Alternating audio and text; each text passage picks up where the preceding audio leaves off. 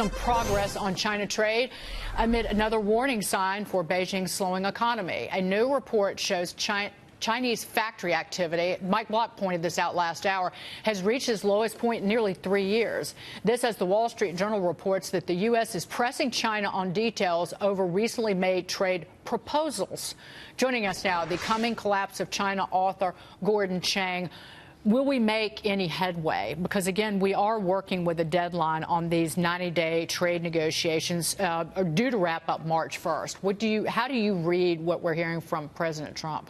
Well, clearly, President Trump's tweet on Saturday when he said he was making good progress, it looks like he wants a deal. Clearly, the Chinese want a deal. They need a deal. Their economy is growing maybe 2% at most. A Renmin University professor a couple of weeks ago created a stir by saying it was growing no more than 1.67%. And he said it may even be contracting.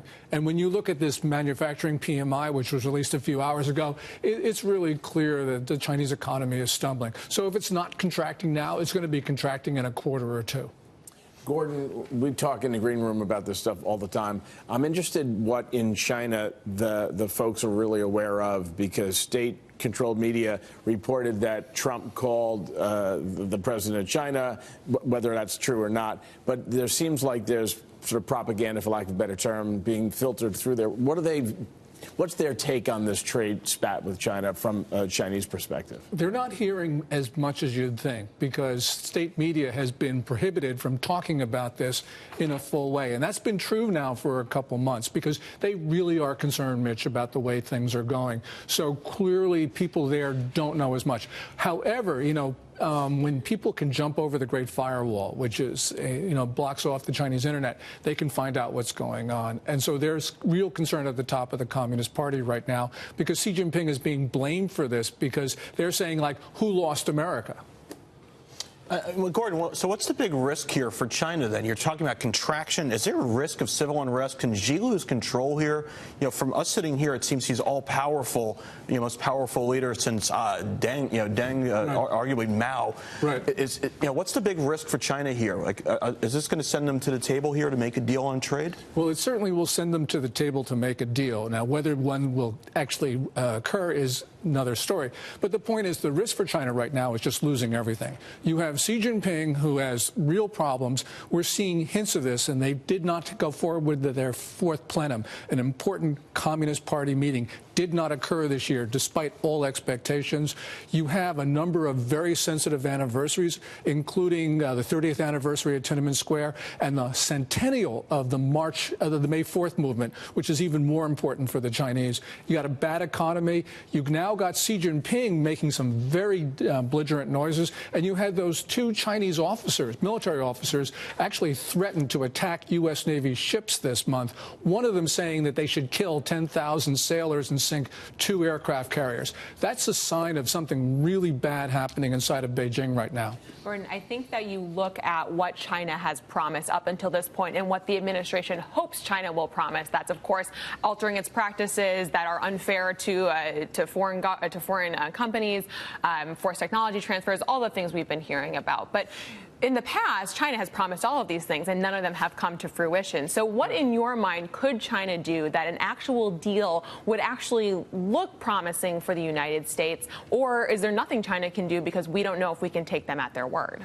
Yeah, we certainly can't take them at their word. I mean, they've made promises so many times in the past. What we want and what we really need are some structural things. First of all, stop stealing our intellectual property to the tune of maybe $300 billion a year, and stop their other predatory trade practices. Xi Jinping is invested in this Made in China 2025 initiative to build technology dominance.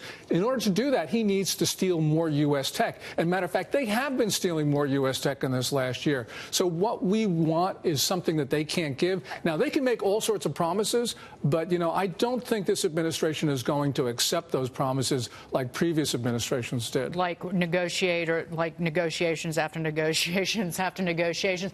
The only problem is the narrative, particularly out of the White House, is China has so much more to lose than we do, but you have a market that's clearly concerned in the last several months about our trade with the world, about China. We weaken China, well, that weakens the entire globe, including the United States. And a market's telling you we might be headed toward a recession next year.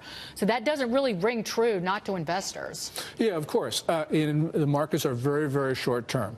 You know, what's in the long-term national security interest in the United States is not something that the markets look at. They look at much shorter perspectives. And that's understandable. But the point is, I think the president needs to make some important decisions to protect the American economy, such as IP theft. The markets are not going to like it, but nonetheless, when you go through those small towns in Georgia that are completely boarded up, it's a real sign that the United States has to do something for people in this country who have been disadvantaged by China trade. Markets don't take that into account, but nonetheless, we do. It's why he got elected. It's why he got elected? It's why he got elected, because he reached out to people like the people in my hometown, where all the business is gone and all that business went to China or went overseas. And if Trump doesn't do something about it, the next president will. Or won't, unfortunately. They'll say they will and then won't. I want to get your reaction really quickly to this. North Korea's leader, Kim Jong-un, expected to make his annual policy address on New Year's Day. Kim reportedly sent President Trump a letter amid the stalled nuclear talks. Gordon, your reaction to these developments was, again, there's report after report that the weapons sites are still operating. Right. I mean, North Korea has continued to upgrade both its missiles and its nuke facilities. They're continuing to produce fissile material. You know, Kim Jong-un is stalling. He didn't take advantage of that one-time shot that President Trump talked about at the Ottawa G7 in June. And so I think that Trump has sort of gotten the point where he's probably going to start to lose patience with what the North Koreans are doing, because they certainly are humiliating the United States and they're making a mockery of our policies. So the president, I think, is going to pivot this year. The pattern was set last year. Pivot, like definitely not another summit. Well, there could very well be a summit, but I think Trump is going to lower the hammer on Kim. Remember last year, President Trump was really easy on China's Xi Jinping all throughout the year until, you know, Trump lost patience. When Trump lost patience, he then brought down the hammer on the tariffs. You know, this is, I think, the same pattern for Kim Jong-un. And we're still waiting for those steel and aluminum tariffs to disappear, and that's on our allies. So. Gordon, good to see you. Gordon, Happy New Year. Happy New Year. Thank you so much. We'll see you much in the new year. I'm sure of that.